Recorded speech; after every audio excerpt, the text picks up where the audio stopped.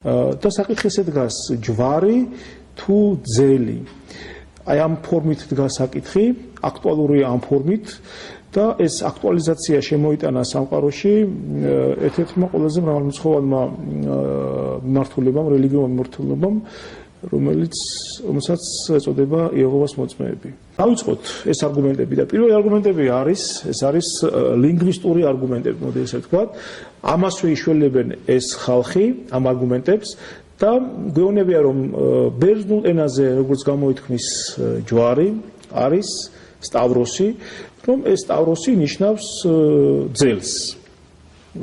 ნაწილობრივ ეს ხალხი მართლები არიან, რადგანაც კლასიკურ ბერძნულში სტავროსი სწორედ ამ მნიშვნელობით გამოიყენებოდა, მაგრამ ეს კლასიკური განსაკუთრებით იეჰოვას მოწმეებმა როდესაც თქვეს რომ ჯვარი კი არ იყო, ანუ გადაჯვერდნებული ხის მასალა კი არ იყო, არამედ იყო ძელი.